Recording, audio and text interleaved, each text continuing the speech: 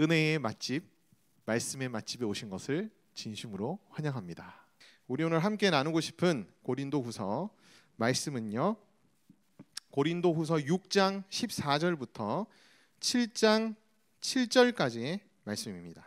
우리는 살아계신 하나님의 성전이라.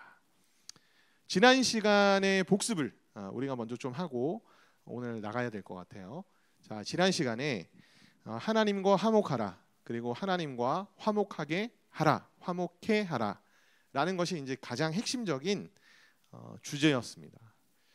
그래서 우리는 하나님과 화목된 자들이고요, 그리고 다른 사람들과 혹은 피조세계와 하나님을 화목해 하는 자들이 되었다라고 이제 성경에서는 그렇게 얘기합니다. 그래서 하나님과 화목해 하는 이 직분을 우리가 잘 감당하기 위해서는 어떻게 해야 한다? 첫 번째로 하나님과 계속해서 우리가 화목하기 위해서 애써야 된다라고 이제 지난 시간에 함께 말씀을 드렸습니다. 그래서 화목해 하는 말씀을 하나님이 우리에게 주셨기 때문에 이 말씀으로 일단 내가 하나님과 계속 화목을 유지할 수 있도록 우리가 노력을 해야 되고, 그래서 말씀 중에 이런 말씀이 나왔죠. 지금은 은혜 받을 만한 때요, 지금은 구원의 날이로다. 우리에게 하나님께서 주신 말씀을 통하여서 우리는 늘 하나님의 은혜 가운데 나아갈 수 있고 하나님의 구원을 경험할 수가 있습니다. 환난 중에도 영성을 지켜내며 하나님과 화목을 계속 유지했던 사도 바울의 자신의 고백적인 간증들도 지난 시간에 함께 나누었습니다. 그리고 흔들림 없이 어떠한 상황에서도 계속해서 하나님이 주신 직분을 감당해 나가기 위해서는 무엇이 필요하다라고 지난 시간 마지막에 말씀을 드렸냐면, 우리의 마음을 넓히는 것이 굉장히 필요하고 중요한 일이다. 우리의 마음이 넓혀지지 않은 상황에서는 우리가 모든 역경들과 오해들과 이런 것들을 딛고 누군가를 하나님과 화목해 하는 이 직분을 감당하기가 굉장히 어렵기 때문에 우리의 마음을 넓히는 것이 굉장히 중요하다라는 내용들을 지난 시간에 함께 나눴습니다. 오늘 이 본문은 지난 시간에 나눴던 내용의 연장선이기도 해요. 오늘 이 말씀 속에 화목이라는 단어가 나오진 않지만 우리가 살펴보면 결국은 우리가 하나님과 화목하기 위해서 노력해야 될 것들과, 그 다음에 화목해 하기 위해서 또 우리가 지켜야 할 것들이 무엇인가가 오늘 본문 속에서 계속 이제 나오게 됩니다. 그래서 여러분들이 오늘 이제 강론 시간을 같이 들으시면서 화목이라는 그 계속 연장된 지난 시간의 논조에서 여러분들이 계속 한번 생각해 보시면 좋을 것 같다라는 생각이 들어요. 그래서 오늘 본문인 이제 6장 14절 말씀으로 우리가 먼저 들어가 보도록 하겠습니다. 자, 6장 14절 말씀 14a라고 되어 있죠. 이 부분은 이제 14절 전체 중에 앞부분을 의미합니다. 그래서 앞부분을 먼저 여러분과 나누기를 원합니다. 자, 6장 14절의 앞부분에 이런 말씀이 있어요. 너희는 믿지 않는 자와 멍에를 매지 말라라는 말씀입니다. 일단은 멍에를 함께 매지 말라라는 뜻이 무엇인지를 우리가 먼저 살펴볼 거고요. 그 다음에 멍에를 함께 매지 말아야 할 믿지 않는 자들은 누구를 지칭하는 건가를 우리가 두 번째로 함께 살펴볼 거예요.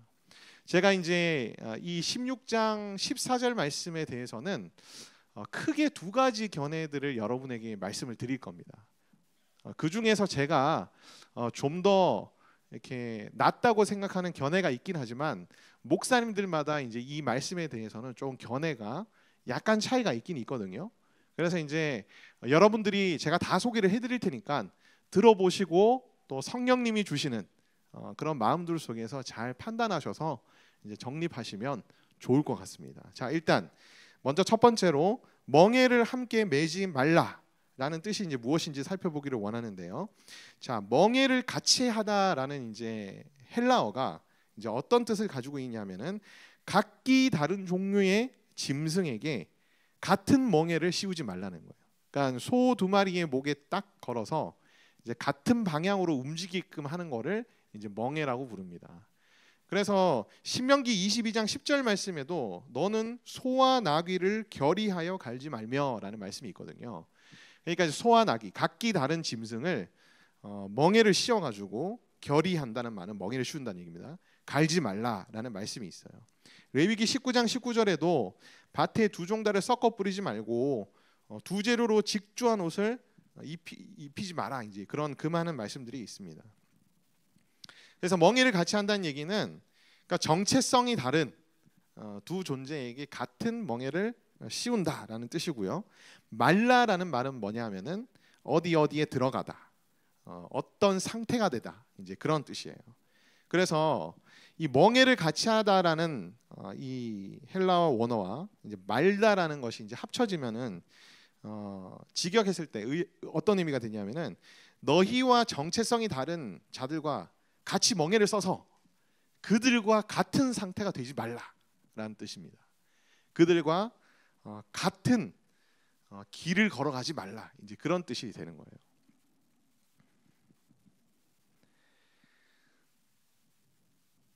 그렇다면 이제 우리가 두 번째로 여기서 살펴보고 싶은 부분이 어디냐면 멍에를 함께 매지 말아야 할 믿지 않는 자들은 누구를 지칭하는 것인가 라는 말씀입니다. 이 가운데 혹시 불신자와 교제하거나 결혼하는 분들이 있다면 굉장히 오늘 어떻게 보면 관심 있게 볼 만한 그런 말씀 주제이기도 합니다. 자, 멍에를 함께 매지 말아야 할 믿지 않는 자들은 누구를 의미하는가? 제가 이제 이 부분을 이렇게 공부하면서 이제 여러 성경 해석학자들의 이제 자료들을 살펴보니까 대부분 학자들은요, 1차적으로는 고린도 교회 내에 거짓 사도들과 교사들, 다른 복음을 전파하며 우상 숭배에 가담하게 만들었던 자들을 지칭한다라고 이제 그렇게 얘기를 많이 하더라고요. 나아가서는 또 어떤 학자들은 이제 불신자들, 모든 불신자들에게도 이제 어느 정도까지는 이제 적용이 될 수 있는 그런 말씀이다라고 이제 그렇게 얘기를 합니다. 고린도 교회 내에는 우리가 이제 앞서 계속해서 강론을 하면서 이제 살펴봤듯이 거짓 교사들과 거짓 사도들이 존재했습니다. 그리고 이들이 다른 복음들을 증거했죠. 그리고 고린도전서에서 우리가 특히 살펴본 바로는 고린도라는 도시 자체가 굉장히 성적으로 문란하고 이 고린도라는 도시에 아프로디테 신전이 있었기 때문에 거기에 있는 여사제와 성적인 관계를 맺음으로써 이제 제사 지내는 그런 문화와 풍습들이 자리 잡혀 있었기 때문에 고린도 성도들에게도 이것이 굉장히 유혹이 되고 그 다음에 뭐랄까 어려운 문제 중에 하나였다. 근데 이제 교회 안에 있던 거짓 사도들과 거짓 교사들이 야, 우리는 자유하게 된 자들이니까 거기 가서 제사 지내도 상관없고 그런 모임에 가도 상관없어. 혹은 뭐 심지어 우상점을 먹는 것도 마음대로 먹어도 돼. 이제 이런 식으로 얘기를 함으로써 고린도 교회 안에 굉장히 심각한 문제들과 혼란이 이제 발생했다는 것을 말씀드린 적이 있죠. 이제 그런 문제를 일으켰던 그런 세력들과 그룹들을 사도 바울이 믿지 않는 자들이라는 용어로 이제 얘기를 하고 있는 것이다. 1차적으로는. 근데 지금 우리에게는 이제 그런 역할들을 하는 사람들이 누구겠습니까? 누굴까요? 우리와 함께 관계를 맺고 있는 불신자들이 그런 역할들을 많이 하죠. 사실 어떻게 보면 우리가 그리스도인으로서 가담하거나 해서는 안 될 일들을 야, 해도 돼, 남들 다 하는데 뭐, 이런 식으로 이제 설득하면서 우리로 하여금 불법을 저지르게 하는 그런 사람들 중에는 불신자들이 굉장히 많습니다. 근데 가만히 생각해 보면 이게 이제 굉장히 안타까운 일 중에 하나인데, 교회 안에 있는 언니 오빠들도 형 누나들도 그렇다는 거예요.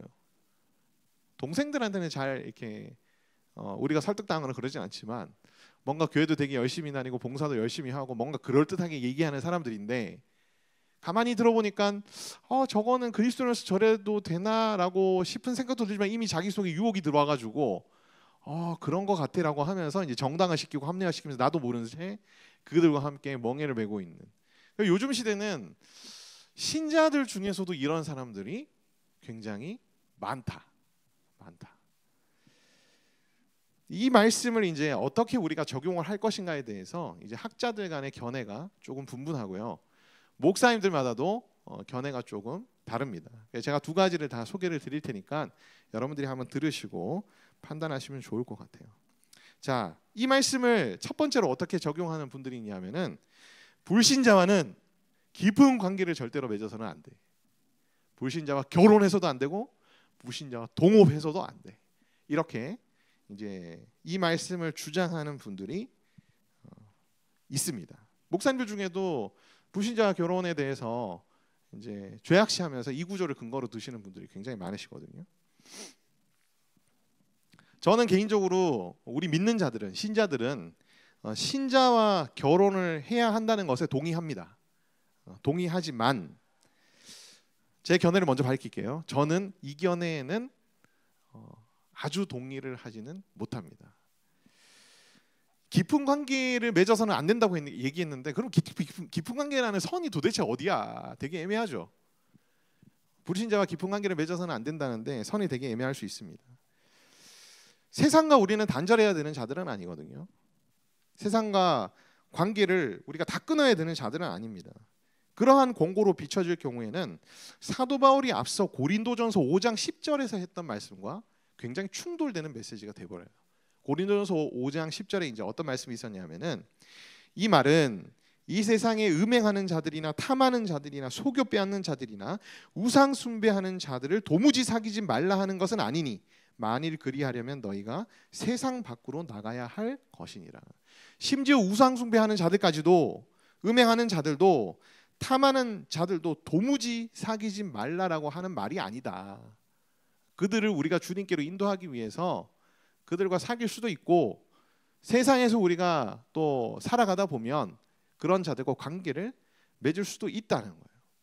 이런 사도 바울의 고린도전서 5장 10절 말씀과도 우리가 견주어서 봤을 때 불신자와 관계를 맺어서는 안 된다, 깊은 관계를 맺어서는 안 된다, 이렇게 이제 적용하는 것은 조금 제가 볼 때는 극단적인 적용이 아닐까라는 것이 제 생각입니다. 여러분들은 어떻게 생각하실지는 모르겠지만 관계에 있어서 우리 그리스도인들은 배타주의가 되어서는 안 됩니다. 진리에 있어서는 우리가 배타적이에요.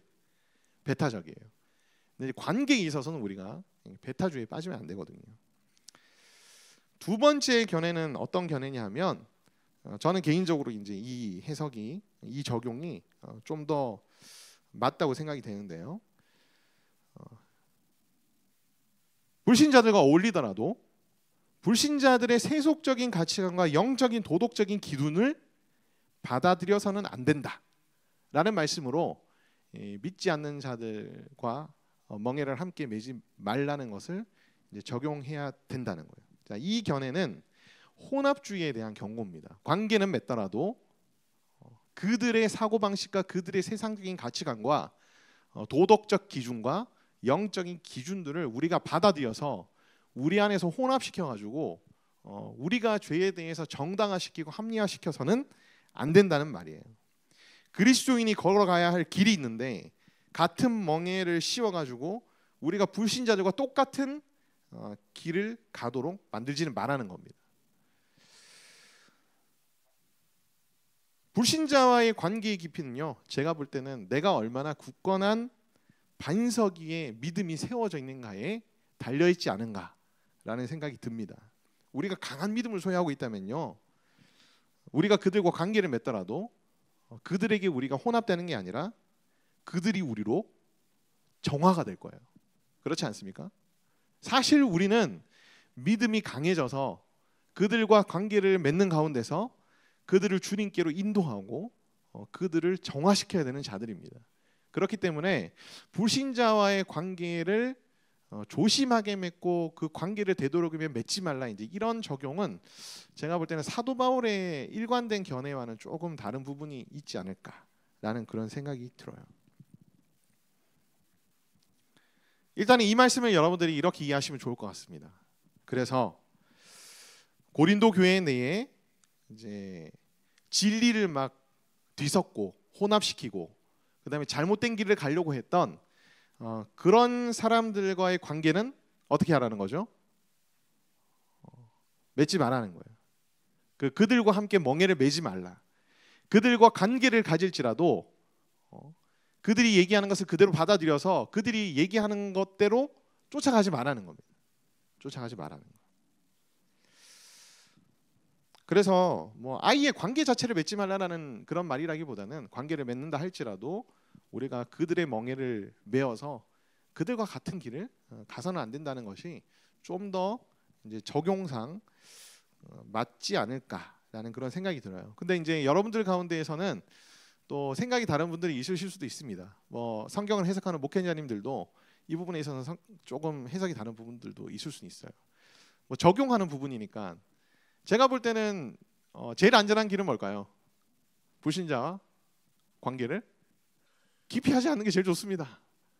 그게 제일 좋아요, 사실은.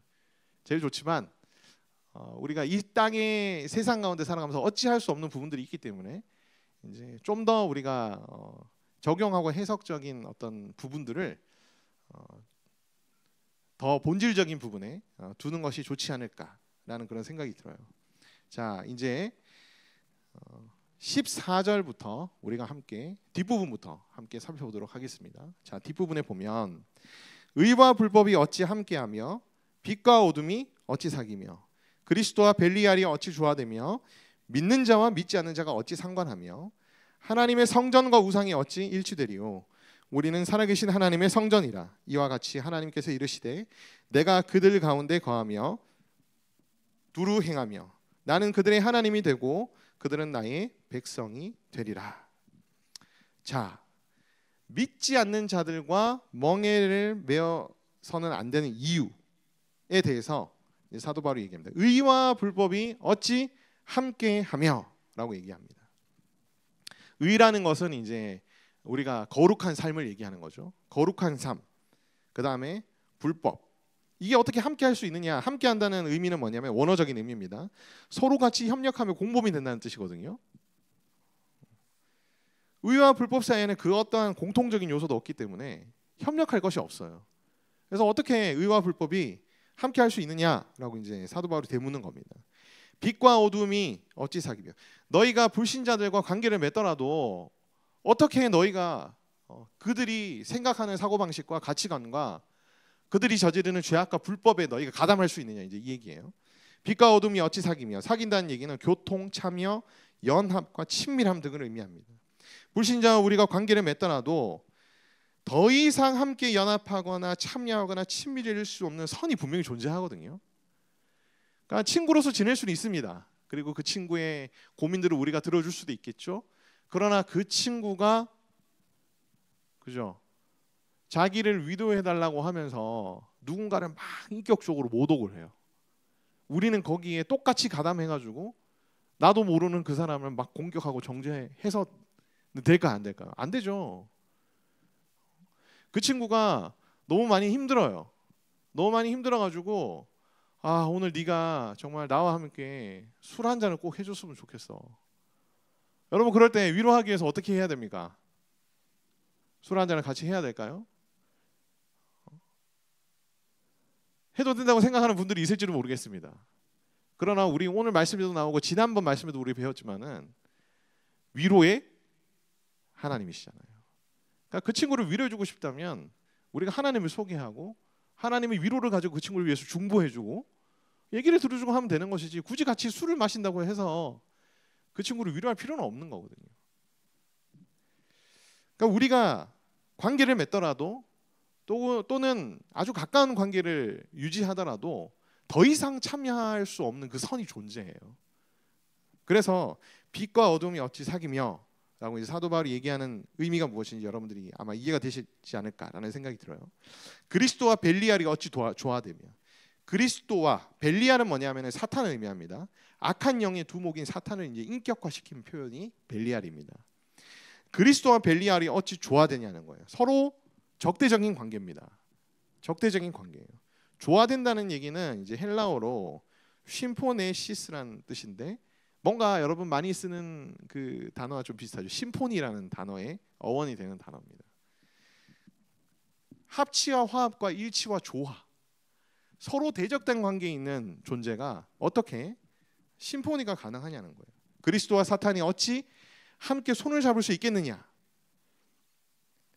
우리는 그리스도에게 속한 자들이고 불신자들은 어디에 속한 자들이냐 하면 사탄에게 속한 자들입니다.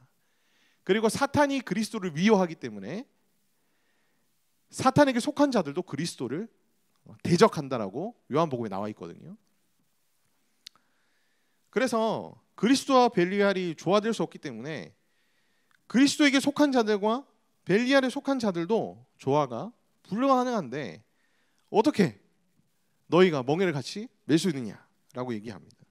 믿는 자와 믿지 않는 자가 어찌 상관하며 15절 말씀이죠. 상관한다는 얘기는요. 이게 헬라어 원어적으로 어떤 의미냐면 함께 몫을 가지다는 뜻이에요. 우리 믿는 자들은 하나님의 기업을 받게 됩니다. 그죠? 하나님의 상속자로서 하나님의 기업을 받게 되는데 자, 믿는 자와 믿지 않는 자가 어찌 상관하며 라는 뜻은 뭐냐면 믿는 자가 받을 영적 기업을 믿지 않는 자들이 같이 나누어 가질 수는 없다는 뜻이에요. 둘 사이에 어떤 주고받을 분기 자체도 없다는 겁니다. 그런데 너희가 어떻게 그들과 함께 멍에를 맬 수가 있겠느냐. 16절 말씀, 하나님의 성전과 우상이 어찌 일치되리요. 일치가 된다는 뜻은요, 연합, 승인, 동맹, 결연 뭐 이런 것들을 의미하는데 어원적으로는 함께 모신다는 뜻이기도 합니다. 그러니까 이제 동맹을 맺고 연합하게 되면은 각자 민족이 섬기는 신들이 있잖아요. 그 신들의 우상들을 한 데다 이제 모아둡니다. 함께 모아두죠. 동맹을 맺으면. 그러니까 그런 의미라고 여러분들이 생각하시면 돼요.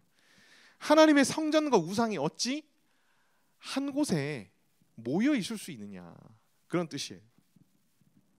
절대 함께 경배되어질 수 없다는 겁니다. 그들은 가짜신이고 하나님만이 진정한 참신이기 때문에 하나님의 성전과 우상이 어찌 일치가 되겠니? 그래서 믿지 않는 자들과 멍에를 맬 수가 없는 것이다. 그렇게 얘기를 해요. 우리는 살아계신, 이어서 우리는 살아계신 하나님의 성전이라.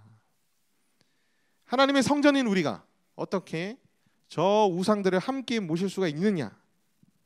하나님의 성전인 우리가 어떻게 우상 숭배의 모임들에 참여하며 그들의 제의적 이벤트에 동참할 수 있는가? 이제 멍에를 함께 매지 말라라는 이 단락의 마지막 부분에 우상 숭배에 대한 얘기가 나옵니다. 그리고 하나님의 성전에 대한 얘기가 나오죠. 그래서 해석학자들은 이 믿지 않는 자들, 처음에 이제 14장 A에 나왔던 믿지 않는 자들은 고린도 교회에 우상 숭배에 동참시키게 했던 거짓 사도와 거짓 교사들을 의미한다라고 이제 보는 견해가 타당하다라는 것이 해석학자의 또 견해이기도 합니다. 하나님의 성전인 우리가 어떻게 우상 숭배의 모임들에 참여하며 그들의 제의적 이벤트에 동참할 수 있겠습니까? 여러분, 우리는 할로윈 데이에 참여해서는 안 됩니다. 그리스도인들이 에버랜드 같은 데 갈 때 할로윈 데이 때 막 피 칠하고 막 아니에요. 그래서는 안 됩니다. 그건 우리가 절대 해서는 안 되는 행위 중에 하나입니다. 재미로라도 하면 안 돼요. 하나님 싫어하시기 때문에. 자, 내가 그들 가운데 거하며 두루 행하여 나는 그들의 하나님이 되고 그들은 나의 백성이 되리라. 내가 그들 가운데 거하며 하나님께서 우리 가운데 거하시고 두루 행한다는 얘기는 안에서 돌아다닌다는 얘기입니다. 다시 말하면 거한다는 것보다 좀 더 강한 표현인 그 안에서 내가 살고 있다, 이제 그런 뜻이에요. 그 안에서 내가 살고 있다. 나는 그들의 하나님이 되고 그들은 나의 백성이 되리라. 구약의 여러 말씀들을 이제 인용하면서 여러 구절들을 지금 이제 함께 사도 바울이 다 이제 압축해가지고 이 얘기들을 하고 있는 겁니다. 그러니까 근거가 있는 얘기들을 하고 있는 거죠.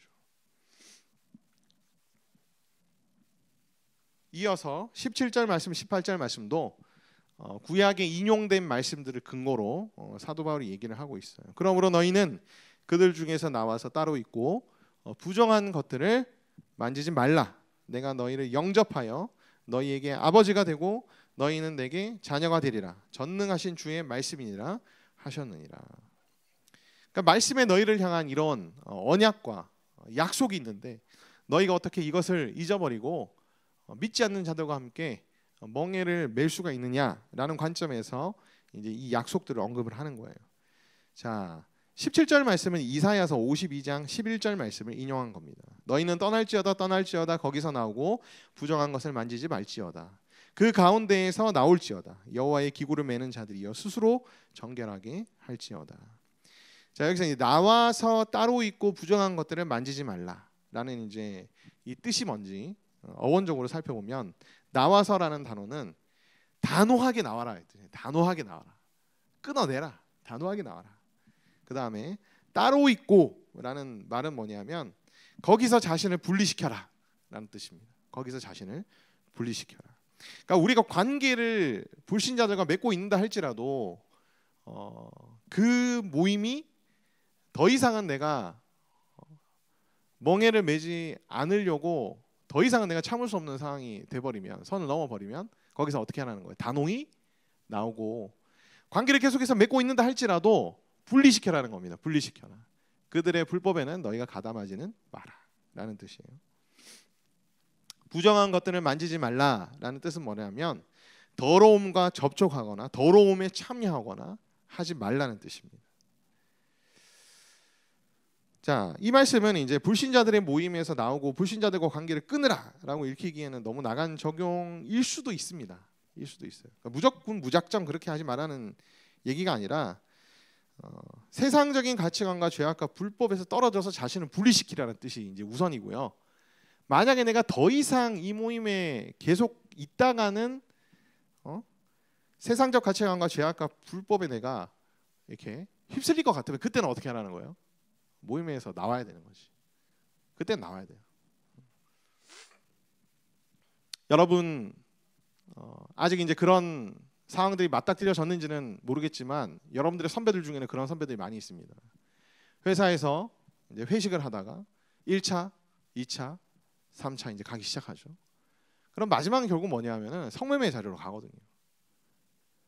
같이 술자리에 있으면서 술은 안 마시면서 또 참으면서 있을 수는 있어요. 성매매 하러 가는데 여러분 따라갈 필요가 있을까요? 없죠. 왜 갑니까 거기? 가서는 안 되죠. 내가 직장을 그만두는 한이 있더라도 거기 가담해서는 안 됩니다. 단호하게 때로는 우리가 관계를 맺고 있는 사람들이라 할지라도 그런 모임까지 가서는 우리가 단호하게 끊어내야죠. 단호하게 모임에서 나올 필요도 있는 거예요. 그러니까 제가 하고자 하는 그 맥락을 여러분들이 잘 아시겠죠. 무조건 불신자들과 관계를 끊어라. 이제 이런 뜻이 아니라 우선적으로 여러분들이 관계를 맺고 있는다 할지라도 그들의 가치관과 그들의 불법에 여러분들이 가담하지 말고 거룩을 지키기 위해서 계속 분리를 시켜 나가라. 그런데 그들과 끊어내지 않으면 가담할 수밖에 없는 상황이 된다면 그때는 어떻게 해야 될까? 끊어내야 되겠죠. 그때는 끊어내야 됩니다. 자, 17절 말씀에 뒷부분에 이런 말씀이 있습니다. 내가 너희를 영접하여 너희에게 아버지가 되고 너희는 내게 자녀가 되리라. 자, 멍에를 함께 매지 않는 자들을 향한 약속의 말씀입니다. 내가 너희를 환영하여라는 얘기는 내가 너희를 기뻐한다 이제 그런 뜻이에요. 내가 너희를 기뻐하며 맞이한다 이제 그런 뜻이에요. 여러분 우리가 하나님의 자녀가 되긴 했는데요. 하나님의 환영받는 자녀들이 되었으면 좋겠습니다. 물론 하나님은 우리를 사랑하시고 너무너무 우리를 그 존재 자체로서만으로도 기뻐하시는 분이시지만 그럼에도 불구하고 우리의 입장에서 생각해 봤을 때 내가 과연 하나님 앞에 섰을 때 하나님이 나를 환영해 주시고 기뻐하실 만한 그런 하나님의 기준에 내가 충족한 사람인가? 라는 걸 이제 우리가 좀 질문해 볼 필요는 있겠죠. 내가 아버지가 되며 너희는 나에게 아들들과 딸들이 될 것이라. 원래 원어적으로는 아들들과 딸들이 돼 있고요. 한국어 성경으로는 자녀들이라고 그냥 그렇게 번역이 돼 있습니다. 자, 하나님께서는 우리의 아버지시고 우리는 그의 자녀가 된 거니까 하나님께서 이런 말씀을 우리에게 주신 것이 합당한 얘기죠. 그러나 또 우리가 이렇게 되어야 할 이유가 있습니다. 바로 앞전에 얘기한 것처럼 아버지께 환영받는 자녀들이 되기 위해서, 그죠? 우리가 멍에를 매지 않는 자들이 되어야 하고, 그럴 때에 우리가 진짜 하나님이 내 아버지가 되고 내가 하나님의 자녀가 되는 그런 축복을 실제적으로 누릴 수 있다. 실제적으로 우리는 믿음을 통해서 하나님이 내 아버지가 되고 우리는 하나님의 자녀가 이미 되었지만은 하나님이 내 아버지 되시며 내가 하나님의 자녀가 된 그 실제적인 축복들을 우리가 과연 진짜 누리려면 어떻게 해야 할까요? 바로 믿지 않는 자들의 멍에를 메어서는 안 된다는 겁니다. 세상 사람들이 볼 때에도 우리가 하나님의 자녀며, 그죠? 하나님이 우리의 아버지라는 것을 세상 사람들이 볼 때 인정하려면 우리가 어떻게 행동해야 될까요? 어떻게 행동해야 될까요? 멍에를 메어서는 안 되는 것이죠.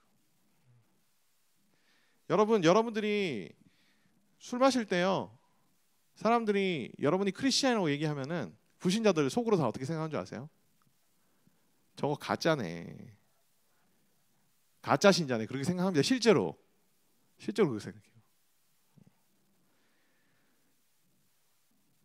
멍에를 메고 있는 자는 세상 사람들로부터 하나님의 자녀라 인정받을 수가 없습니다. 7장 1절 말씀. 그런즉 사랑하는 자들아, 이 약속을 가진 우리는 하나님을 두려워하는 가운데에서 거룩함을 온전히 이루어 육과 영의 온갖 더러운 것에서 자신을 깨끗하게 하자. 자, 우리를 깨끗하게 해야 됩니다. 믿지 않는 자들의 멍에를 매지 않을 뿐만 아니라 우리는 어떻게 해야 되죠?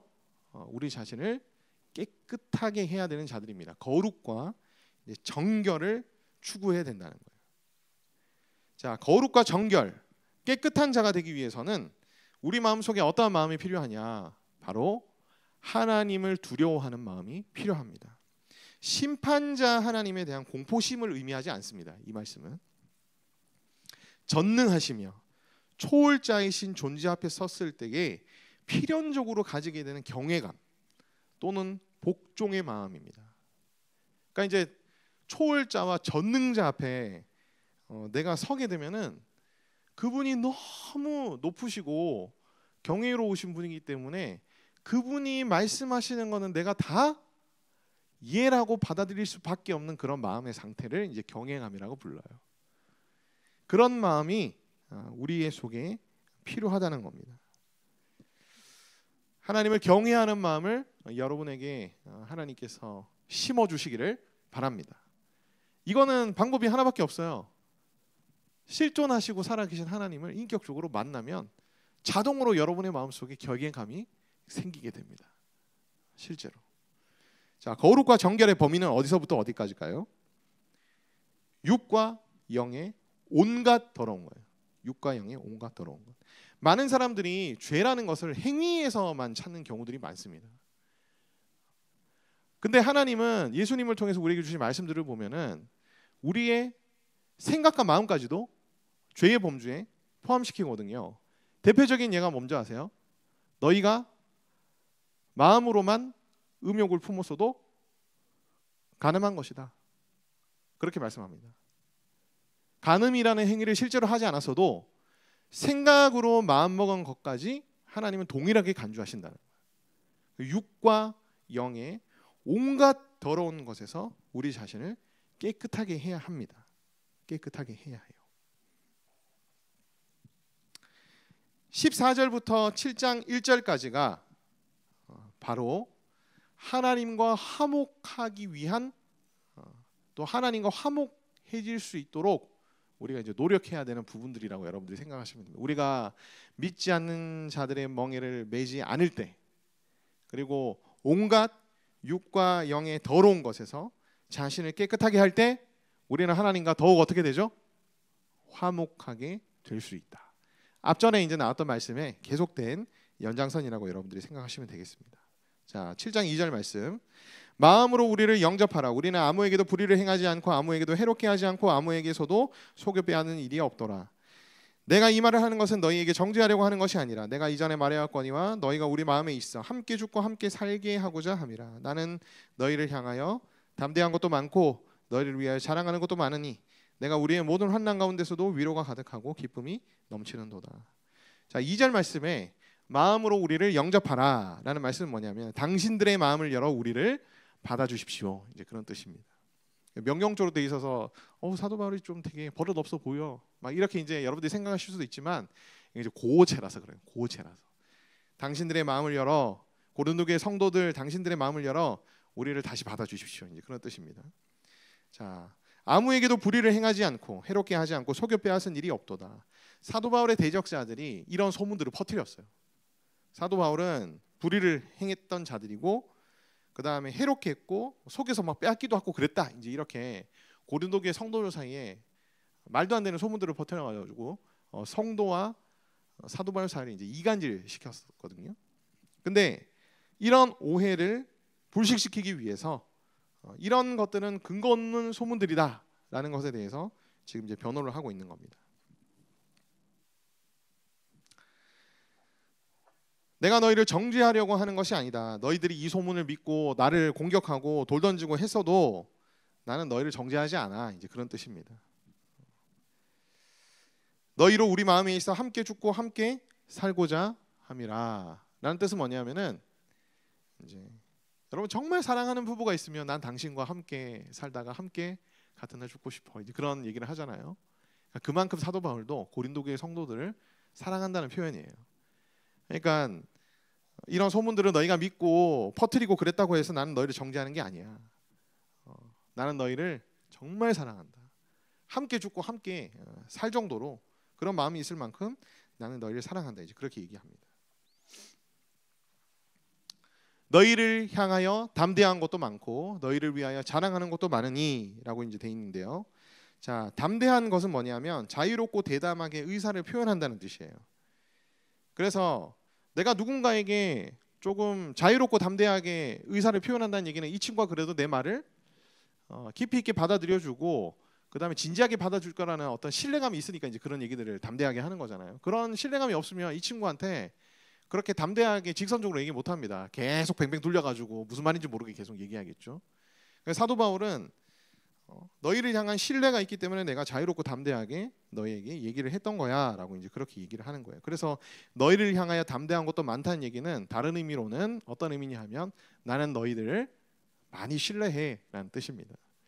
너희를 위하여 자랑하는 것도 많으니 너희를 위하여 할 때 이 위하여는 관하예요.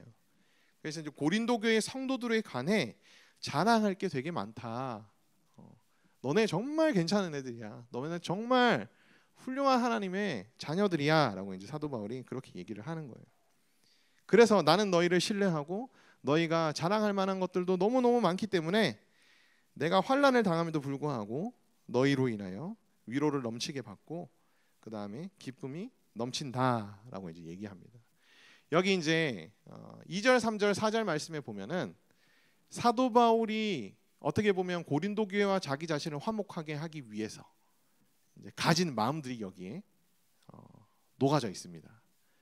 이걸 우리가 이제 살펴본다면 우리가 누군가와 하나님을 화목하게 하기 위해서 가져야 할 마음이 무엇인지를 우리가 정리해 볼 수 있겠죠.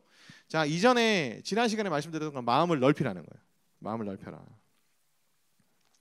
그 다음에 오늘 나오는 것처럼 우리가 하나님과 누군가를 화목해 하는 자가 되기 위해서는 정죄해서는 안 됩니다. 사도 바울이 정죄하지 않노라 라고 얘기하죠. 정죄해서는 안 됩니다. 그리고 또 하나는 여러분 오해 소문에 여러분 휘둘리시면 안 돼요. 소문에 휘둘려서 오해가 남발하고 막 그러면은 화목해 하기는커녕 내가 오히려 다른 사람을 미워하고 증오하게 될 수가 있습니다. 그래서 설사 여러분에 대한 그런 소문과 오해들을 여러분들이 듣는다 할지라도 여러분 거기에 너무 여러분들이 집착하거나 과몰입하거나 막 흔들리시면 안 돼요. 또 오해와 소문에 휩쓸리는 사람들을 보면은 여러분들이 어떻게 해야 됩니까? 그 사람이 하나님과 화목한 관계를 맺도록 하기 위해서 그 오해들을 바로잡아주고 그 소문들에 대해서도 여러분들이 잘 정리해줘야 돼요. 아닐 수도 있지. 너가 직접 들은 거니 건너서 들은 거니. 건너서 들은 건 거의 100% 아니야. 얘기해줘야 돼. 얘기. 하나님께서 이 영혼에게 역사하셔서 이루실 것들을 바라며 하나님을 신뢰하는 거예요. 사랑의 15가지 중에 맨 마지막 모든 것을 14번째죠. 모든 것을 바라며. 모든 것을 바란다는 얘기는 하나님이 이 영혼을 변화시킬 것을 믿음으로 기대하는 걸 의미합니다. 소망하는 걸 의미해요. 그래서 바라는 거예요. 바라는 거. 사도 바울도 고린도 교회 성도들이 부족함이 많고 자기의 돌도 던지고 막 자기가 갈등을 일으키게 했지만 그럼에도 불구하고 하나님께서 이들을 구원하셨으니까 이들을 변화시킬 것에 대한 확신이 있었던 거죠. 그래서 모든 것을 바라는 마음으로 하나님을 신뢰했던 겁니다. 자, 그 다음에 고린도 교회 성도들이 자신에게 돌을 많이 던지고 막 그러긴 했지만 그리고 심지어 그 거짓 사도들과 교사들이 휩쓸려가지고 자기를 대적하기도 했지만 사도 바울은 그들 속에서 무엇을 보았습니까? 자랑할 것들을 보았어요. 그렇죠. 우리가 다른 사람을 볼 때에 장점을 보는 것이 굉장히 중요합니다. 장점들을 보며 그 사람들이 또 하나님과 화목하게 된다면 정말 귀하게 쓰임받을 수 있을 거라는 그런 마음을 가지고 나아가야 되는 거죠. 그리고 그들을 향해서 또한 어떻게 해야 합니까? 축복해야 합니다. 여러분들이 화목해 하고 싶은 영혼들이 있다면 축복해야 돼요. 축복해야 돼요. 가끔 이제 소그룹 모임에 리더 하다 보면은 쟤는 왜 내 GBS로 조로 와가지고 이렇게 나를 힘들게 하나? 간사님 정말 밉다. 좁혀서 한 사람 누구야? 막 이제 이럴 수 있는데 그러지 마시라는 거예요. 내가 맡은 영혼이고 이 영혼을 내가 하나님과 화목하게 하기 위해서 장점을 봐주고 정죄하지 말고 그죠? 축복하세요. 참 쉽진 않습니다. 쉽진 않지만 우리가 그렇게 할 때에 화목해 하시는 하나님의 역사가 우리를 통해 임할 줄 믿습니다. 자, 마지막이에요. 오늘 되게 짧을 줄 알았는데 되게 깁니다. 죄송해요. 금방 끝납니다. 낙심한 자들을 위로하시는 하나님. 우리가 마게도니아에 이르렀을 때에도 우리 육체가 편하지 못하였고 사방으로 환난을 당하여 밖으로는 다툼이요 안으로는 두려움이었노라. 그러나 낙심한 자들을 위로하시는 하나님이 디도가 om으로 우리를 위로하셨으니 그가 온 것뿐 아니요 오직 그가 너희에게서 받은 그 위로로 위로하고 너희의 사모함과 애통함이 나를 위하여 열심히 있는 것을 우리에게 보고함으로 나를 더욱더 기쁘게 하였느니라. 사도 바울이 에베소에 있다가 드로아라는 지역을 거쳐서 이제 마게도니아로 지금 도착을 한 거거든요. 마게도니아 다음에 이제 고린도로 이제 가게 될 겁니다. 근데 디도를 이제 에베소에 있을 때 먼저 보냈어요. 그래서 이 고린도 교회 성도들이 과연 회심을 했는지, 회개를 했는지, 자기의 잘못을 인정했는지 이런 것들을 디도 네가 가서 보고 나한테 보고해라. 그래서 우리는 언제 어디에 드로아에서 만나자 이렇게 약속을 했던 것 같아요. 근데 드로아에서 어긋납니다. 그래서 만나지 못해요. 그래서 사도 바울은 일행들과 함께 먼저 마게도니아로 이동하게 되고 디도도 뒤늦게 마게도니아로 와서 마게도니아라는 지역에서 이제 디도의 보고를 받습니다. 그 보고가 사도 바울을 굉장히 기쁘게 했어요. 드디어 고린도교의 성도들이 회심을 하고 그들의 잘못을 깨닫고 사도 바울에게 용서를 구하며 다시 관계 회복을 기대하고 있다는 소식을 전합니다. 그때 그 소식을 듣고 사도 바울이 뭐라고 얘기합니까? 내가 마게도니아에 이르렀을 때 육신적으로도 너무 힘들고 사망으로 환난을 당하고 밖에는 다툼이고 안으로는 두려움이 있는 그런 상황이었는데 디도의 소식이 우리에게 들려오자마자 낙심한 우리가 어떻게 되었다고요? 위로했다. 위로를 받았다. 하나님이 위로해 주셨다. 이제 이렇게 표현합니다. 여러분, 우리가 화목해 하는 직분을 위해서 섬기다 보면요 낙심할 때가 굉장히 많습니다. 내가 이렇게 하는 게 무슨 의미가 있냐, 뭐 얘를 내가 이렇게 애써서 복음 전하고 해도 전혀 꿈쩍도 안 변하고 변화도 없는 것처럼 막 보일 수도 있겠죠. 굉장히 낙심됩니다. 내 섬김과 헌신과 봉사가 헛된 거 아니야? 라는 생각이 들 때가 참 많죠.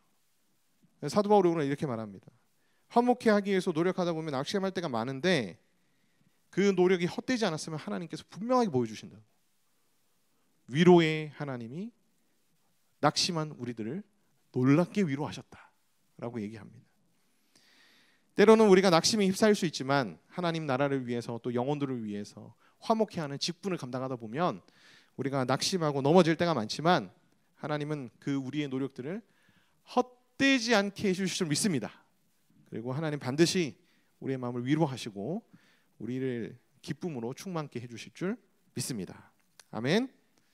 자, 믿지 않는 자들의 멍에를 우리가 매지 말되 그들을 복음으로 물들이는 믿음의 사람들이 되십시다. 온갖 더러운 것에서 자신을 깨끗하게 하는 우리가 되기를 바랍니다. 내가 이미 오염돼 버린 세상의 가치관과 사고방식, 불법을 행하는 것들이 있다면 이 시간 하나님 앞에 우리가 좀 간절히 회개하는 시간이 되기를 소망합니다. 화목해 하는 자가 되기 위해서 내 안의 문제들을 해결해 달라고 주님께 다시 한번 간구하는 시간이 되기를 원하고, 여러분 아마 이 자리에 오신 분들은 다 교회에서 각자 봉사하고 섬기시는 분들이 많으실 거예요. 여러분들이 많이 지치고 낙심해 있지만 오늘 하나님께서 여러분들을 위로해 주시는 은혜를 여러분들이 기도하는 가운데서 충만히 경험하시기를 바랍니다.